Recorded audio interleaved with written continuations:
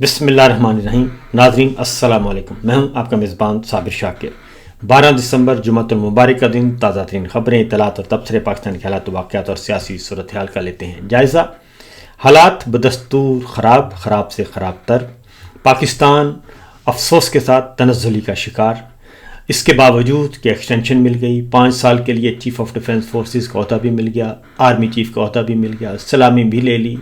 اپنی طاقت کی دھاک بھی بٹھا لی گئی، لیکن ابھی تک پوری کی پوری ناجائز رجیم جو ہے وہ پاکستان کی معیشت کو سنبھالنے میں بالکل ناکام۔ سیاسی بحران موجود ہے، آئینی بحران موجود ہے، قانونی بحران موجود ہے، انسانی حقوق پامال ہو رہے ہیں، پوری دنیا میں پاکستان کی جگ ہنسائی ہو رہی ہے، اور اب غیر ملکی سفارتکاروں کو سپریم کورٹ میں کیس اٹینڈ کرنے پہ، آبزرو کرنے پر بھی ان کو ڈیمارش کیا جاتا ہے، ان کو سمن کیا جاتا ہے، طلب کیا جاتا ہے۔ اور یہ سب کچھ کیوں ہو رہا ہے؟ اتنے ہاتھ پاؤں کیوں پھولے ہوئے ہیں؟ اگر نظام انصاف میں شفافیت ہے، عدالتیں آزاد ہیں، تو کوئی غیر ملکی سفیر 1 جائے، 2 جائے، 6 جائیں تو ڈر اور خوف نہیں ہونا چاہیے، لیکن ڈر اور خوف ہے۔ پہلے ذرا کچھ چھوٹی چھوٹی خبریں ہیں، پہلے ذرا دیکھتے ہیں کہ 3 سالوں میں کیا کیا ہے اور اس وقت سچویشن کیا ہے اور پاکستان کہاں کھڑا ہے۔ کیونکہ کہا گیا تھا کہ جیسے ہی ہم نے رجیم چینج آپریشن کیا، پاکستان اوپر جا رہا تھا، شروع ہو گیا، اس کی اڑان شروع ہو گئی۔ اور ابھی پچھلے دنوں ہی جس سے نوٹیفیکیشن ہوا، جب سمری منظور ہوئی، نوٹیفیکیشن تو 5 تاریخ کو ہوا، ایوان صدر میں فیلڈ مارشل نے کہا کہ اب فکر نہ کریں، پاکستان اڑان بھرے گا۔ تو میں ذرا چھوٹی چھوٹی خبریں دے دیتا ہوں۔ جشن منایا جا رہا ہے جنرل فیض حمید کا، D G I S A کے سابق سربراہ، ان کو سزا سنائی گئی ہے، بڑے خوش ہیں سب کے سب، جاتی عمرہ سے لے کے، لیکن شاید ان کو اندازہ نہیں ہے اس گڑھے میں اب الحمدللہ انشاءاللہ العزیز سارے گریں گے اور گرنا چاہیے۔ تو پہلے ذرا صنعتیں بند ہونے سے لاکھوں ورکرز بے روزگار ہو چکے ہیں، 90,000 ورکر براہ راست متاثر ہو چکے ہیں، لیکن اصل نمبر ان سے بھی زیادہ ہیں۔ یہ نمبرز آ رہے ہیں، یہ مزمل اسلم صاحب نے بتایا ہے۔ اور اس کے بعد پاکستان کا بڑا تجارتی خسارہ اور حیران کن انکشافات ہوئے ہیں، اور ان انکشافات کے مطابق تجارتی خسارہ 15 ارب 46 کروڑ 90 لاکھ ڈالر پر پہنچ گیا۔ اور یہ خبر کس کی ہے؟ ادارہ شماریات گورنمنٹ آف پاکستان کی۔ یہ ہے یہاں تک کی صورتحال۔ آگے بڑھتے ہیں، آگے ہے جی کہ ایک اور رپورٹ ہے کہ پاکستان میں ادارے مکمل طور پر فیل ہو چکے ہیں، اور یہ رپورٹ ہے جناب سابق گورنر عشرت حسین صاحب کی کہ پاکستان میں عملاً ادارے جو ہیں وہ ناکام اور نامراد ہو چکے ہیں۔ اور چونکہ آپ کو معلوم ہے کہ ادارے ہوتے ہیں اشخاص سے، افراد سے، پروفیشنلزم سے، لیکن جب آپ ایکسٹینشن پہ ایکسٹینشن دیے جائیں، صرف ایک محکمے میں نہیں، یہ صرف جنرل عاصم منیر صاحب کی بات نہیں ہو رہی، اور یہ صرف ایک ادارے کی بات نہیں ہو رہی، بلکہ ہر جگہ جو ہے، ہر شاخ پہ الو بیٹھا ہے، انجام گلستان کیا ہوگا، ہر جگہ یہی صورتحال چل رہی ہے، بے شمار ادارے ہیں۔ اب آگے بڑھتے ہیں کہ پاکستان کی سعودی عرب میں انویسٹمنٹ جو ہے وہ کہاں تک پہنچی ہے، وہ اس کی حالت زار بے حد گر چکی ہے، اور بلکہ اس میں سعودی عرب کی طرف سے کسی قسم کی کوئی سرمایہ کاری نہیں آ رہی۔ البتہ پاکستانی جو ہیں وہ سعودی عرب میں سرمایہ کاری کرنے کی طرف سردوڑ کوششیں کی جا رہی ہیں، اور پاکستانی سعودی عرب میں سرمایہ کاری میں دوسرے نمبر پر آ گئے ہیں۔ دوسرے نمبر پہ جو پاکستانی ہیں وہ دیکھ رہے ہیں سعودی عرب کو۔ یہ ہے پاکستان کی، ادھر سے سرمایہ کاری لانی تھی، جب سعودی عرب خود دیکھ رہا ہے کہ پاکستان سے تو نکل کر ہماری طرف سرمایہ کاری آ رہی ہے، سرمایہ کار ہمارے پاس آ رہے ہیں، پاکستان سے اپنا سرمایہ نکال کے، تو ہم کیوں وہاں پہ جائیں؟ سعودی تاجر کیوں آئے گا پاکستان میں؟ یو اے ای کا تاجر پاکستان میں کیوں آئے گا سرمایہ کاری کرنے کے لیے، انویسٹ کرنے کے لیے؟ پاکستان سے سرمایہ سارا یو اے ای کی طرف جا رہا ہے، سعودی عرب کی طرف جا رہا ہے، قطر کی طرف جا رہا ہے، یورپ کی طرف منتقل ہو رہا ہے، مغربی ملکوں میں منتقل ہو رہا ہے، سینٹرل ایشین سٹیٹس میں جا رہا ہے، بنگلہ دیش میں جا رہا ہے، سری لنکا میں جا رہا ہے، اور یہ ساری صورتحال ہم بذات خود بنفس نفیس رشیا میں جا رہا ہے، کیونکہ وہ کہتے ہیں کہ وہاں پہ ہمارا سرمایہ محفوظ ہے۔ اس کے بعد ایشیائی ترقیاتی بینک کے مطابق پاکستان کی 80% آبادی صاف پانی پینے سے محروم ہے، اور جس کی وجہ سے بیماریاں بھی عروج پر ہیں، اور یہ سارا کچھ ہو رہا ہے۔ اس کے بعد ٹرانسپورٹرز کی ہڑتال چل رہی ہے، اور فیصل آباد شہر کی تاجر تنظیموں نے بھی مشترکہ ہڑتال کا اعلان کر دیا ہے، اور اس کی وجہ صرف اور صرف ایک ہے، کوئی دو وجوہات نہیں ہیں، بلکہ وہ کہتے ہیں کہ جناب یہ ظالمانہ نظام ہے، اور یا آپ کر لیں IMF کو خوش، یا پھر ہم اپنے بچے پال لیں۔ اس کے بعد اگلی خبر ہے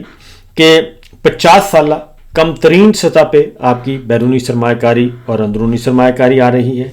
اور غیر جو بے روزگاری ہے وہ بھی تاریخ کی بدترین سطح پہ پہنچ چکی ہے، 7.1% مزید اس میں اضافہ ہو چکا ہے اور اس کے ساتھ ساتھ 44% جو پاکستان کی آبادی ہے، 25 کروڑ ٹوٹل ہے، اس کا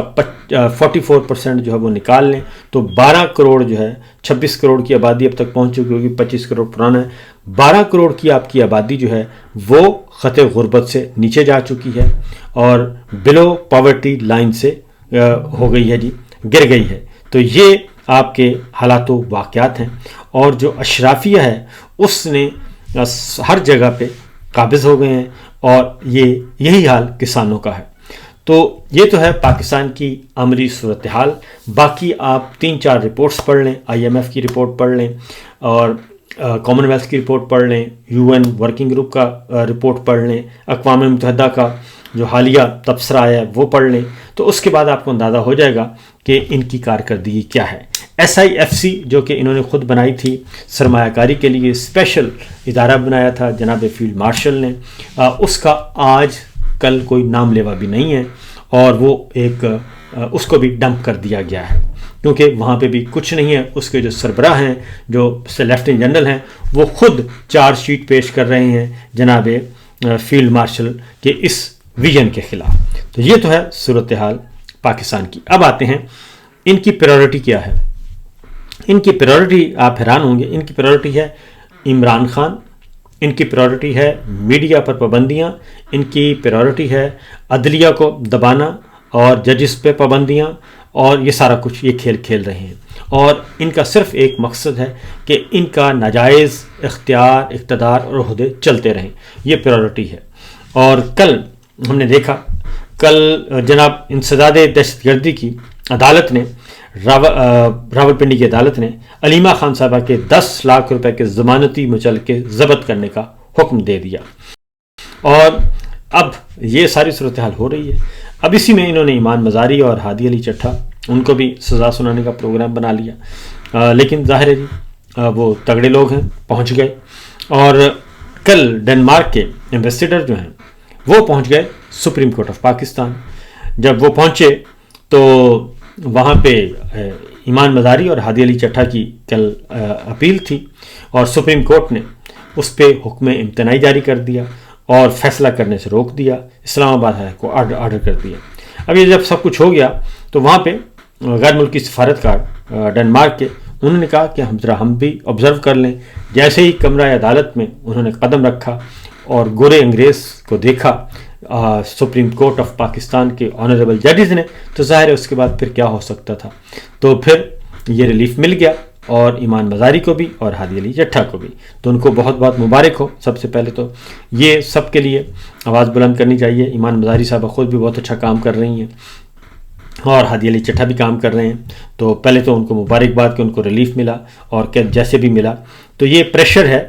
یہ پاکستان سے باہر پریشر آئے گا، پاکستان سے باہر تو یہ بالکل سیدھے ہو جائیں گے، سیدھے تیر کی طرح یہ کام کرتے ہیں، اور یہ اب نہیں کرتے۔ یہ افتخار چوہدری صاحب بھی، ان سے بھی رچرڈ ہال بروک ملے تھے، جو خصوصی نمائندے تھے امریکہ کے، رچرڈ ہال بروک وہ آئے تھے، وہ افتخار چوہدری صاحب سے ملے تھے۔ اسی طریقے سے یحییٰ خان افریدی صاحب بھی بڑے خوش ہوتے ہیں جب ان کے پاس کوئی گورا وورا چلا جاتا ہے، تو بہت خوش ہوتے ہیں، تو ان کی باتیں زیادہ سنتے ہیں۔ اب ہوا یہ کہ ان کو ڈیمارش کر لیا گیا، ان کو ڈیمارش کیا گیا، یعنی کہ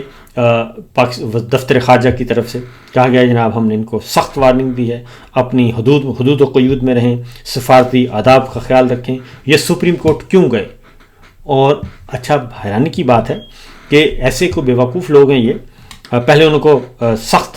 اسٹیٹمنٹ جاری کر دیا. اس کے بعد پھر اس میں سے مزید ہوا نکل گئی جب پتہ چلا کہ یہ تو ایک معمول کی کارروائی ہے، کیونکہ یہ وہاں کرتے ہیں تو اس کا مطلب ہے آپ بیرون ملک جو ہیں آپ کے سفارتکاروں پہ پابندی لگ سکتی ہے.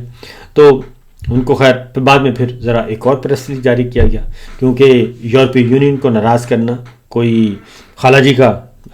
ویڑا نہیں ہے کہ جناب یہ آپ کر لیں. تو بہرحال ان کو جی کر دیا گیا. تو اس پہ یہ بتا دوں کہ سپریم کورٹ، اسلام آباد ہائی کورٹ یا باقی تمام ہائی کورٹس، یہ ساری عدالتیں جو ہیں وہ اوپن ہوتی ہیں، اس میں کوئی بھی جا کے بیٹھ کے کارروائی سن سکتا ہے، کسی قسم کی پابندی نہیں ہے. وہ سیکورٹی چیک سے گزرنا پڑتا ہے، اس کے علاوہ اور کوئی نہیں ہے. آپ کمرہ عدالت 1 میں جائیں، 2 میں جائیں، 3 میں جائیں، یہی کام وفاقی شرعی عدالت ہے. تو یہی سسٹم چل رہا ہے. تو اس لیے ان سے ہوئی ہے بڑی غلطی، اور ہو سکتا ہے کہ کل کو یہ سمن بھی واپس لینا پڑے اور اندر خانے ان کو معافی مانگنی پڑے. اس کے بعد آتے ہیں جی آگے. یہ تو ہے ایمان مزاری صاحبہ کا معاملہ. اب مزید جو خبریں ہیں جی، کل ملاقات کا دن تھا اور ملاقات سہیل خان آفریدی صاحب کو اور پاکستان تحریک انصاف کے رہنما کو ملاقات نہیں کرنے دی گئی عمران خان صاحب سے. وہ منگل کی رات کو ایک انہوں نے غنڈہ گردی کہنا چاہیے، اور خواتین کے ساتھ جو کی بے حرمتی کی، ان کی بے عزتی کی، ان کو بے توقیر کیا عمران خان صاحب کی بہنوں کو اور دیگر خواتین کو. تو اس کی بھی تفصیلات مزید سامنے آ گئی ہیں، اور علیمہ خان صاحبہ نے خود بتایا ہے کہ یہ ہمارا باقاعدہ طور پہ پیچھا کیا گیا، اور ان کا یہ تھا پورا پروگرام تھا کہ ہمیں صرف وہاں سے ہٹانا نہیں ہے بلکہ ہمیں گرانا بھی ہے، ہمیں زخمی بھی کرنا ہے. کیونکہ انہوں نے کہا جب پہلی دفعہ ہم پہ پانی مارا گیا تو اس کے بعد ہم سنبھل گئے اور ہم دوسرے راستے پہ چلے گئے، گلیوں میں چلے گئے، اور ہم پھر واپس آ گئے اور آ کے بیٹھنے کی کوشش کی. انہوں نے پھر ہمارا پیچھا کیا، پھر انہوں نے پانی مارا، پھر تھرڈ اٹیمپٹ کی، اور اس کے بعد انہوں نے کہا تھرڈ اٹیمپٹ میں وہ واضح طور پہ نظر آ رہا تھا جو اعزاز SHO ہے وہ شکاری کی طرح ہمارے پیچھے پڑا ہوا تھا اور سب کے پیچھے. تو انہوں نے کہا کہ یہ اللہ تعالیٰ نے ہمیں بچایا ہے، ادروائز ہم کسی نالے میں گر جاتے تو ہمارا نقصان زیادہ ہو سکتا تھا، جیسے شاہد خاٹک کی ٹانگ ٹوٹ گئی ہے. اور یہ انہوں نے کہا کہ یہ ہوا، اور صرف قصور کیا تھا؟ قصور صرف ایک ہی ہے کہ ہم اپنے بھائی کے لیے کیوں جاتے ہیں. پھر ایک اور بات، اب اس کے ساتھ ساتھ ایک تو جنرل فیض کو سزا سنائی گئی ہے، اس کی خوشیاں منا رہے ہیں. ساتھ ہی مسلم لیگ نون رانا ثناء اللہ صاحب، انہوں نے جی کل کہا رانا ثناء اللہ صاحب نے کہ 2 دن پہلے بند کمروں میں اجلاس ہوتے رہتے ہیں ان کے پارلیمانی پارٹی کے، تو خبر آئی تھی کہ ایک پارلیمانی پارٹی مشترکہ پارلیمانی کمیٹی بنائی جائے گی اور اس میں اپوزیشن بھی ہوگی، حکومت بھی ہوگی. رانا ثناء اللہ صاحب سربراہی کریں گے. تو وہ جائیں گے اڈیالہ جیل اور عمران خان صاحب کو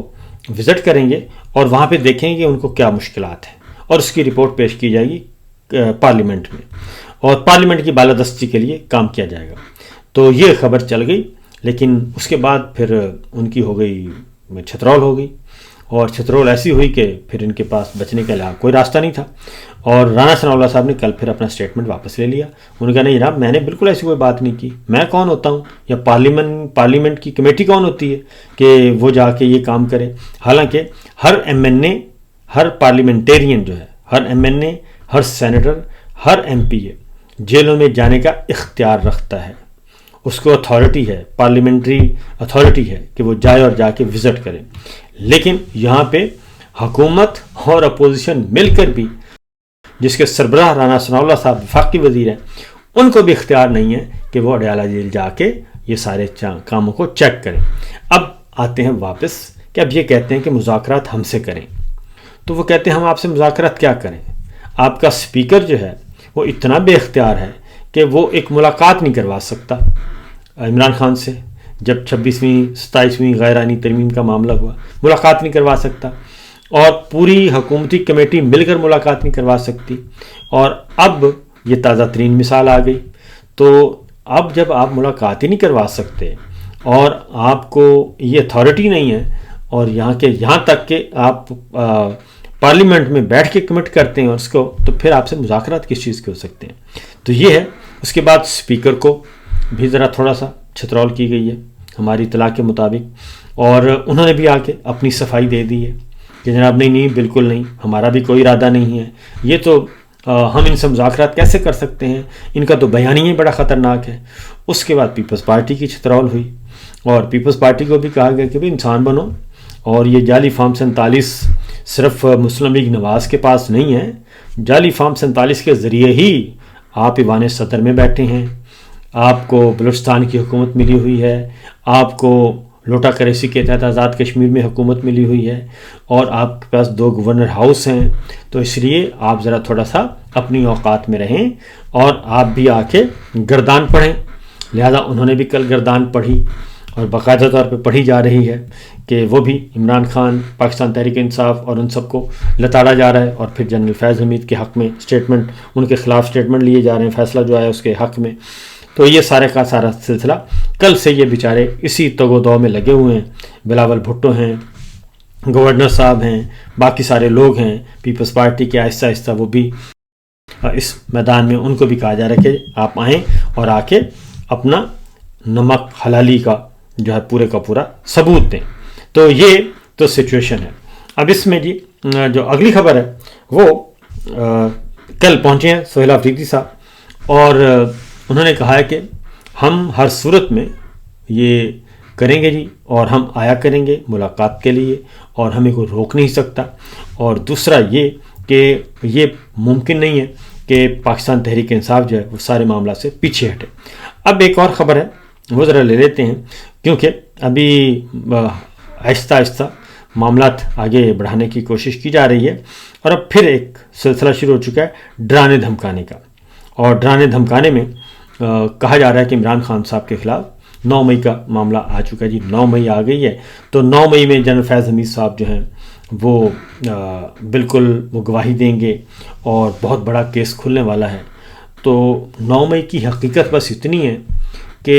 9 مئی 2023 کو ہوا، عمران خان صاحب کو گریوان سے پکڑا گیا،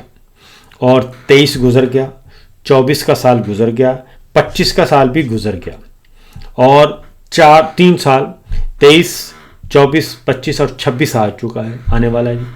اور 3 سال ہو چکے ہیں۔ 3 سالوں میں یہ 9 مئی کو لے کے بیٹھے ہیں، اور جس کا جب دل چاہتا ہے اس کو 9 مئی میں ڈال دیتے ہیں، پولیٹیکل وکٹمائزیشن کے لیے، سیاسی انتقام اسے ہی کہتے ہیں۔ اس کے بعد ہے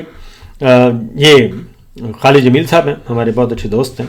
اور جرنلسٹ، انہوں نے ایک بات کی ہے، انہوں نے کہا جی کہ جنرل فیض حمید کی سیاست میں مداخلت سمیت الزامات پر 14 سال کی سزا تو سنا دی گئی، بہت اچھی ابتدا ہے، ہم بھی کہتے ہیں بہت اچھا ہے، لیکن Asghar Khan case supreme court میں پڑا ہے، اور وہ بھیجا تھا FIA کو بھی بھیجا ہوا ہے، اور اسٹیٹمنٹس ریکارڈ کرنے کے لیے۔ تو اصغر خان کیس میں اس وقت کے army chief general Mirza Aslam Beg اور اس وقت کے ISI کے سربراہ جنرل اسد درانی نے بیان حلفی دیا ہے کہ مگر کارروائی نہیں ہوئی، اور پیسے تقسیم کیے گئے، اس وقت پیسے تقسیم کیے گئے سیاستدانوں میں، صحافیوں میں،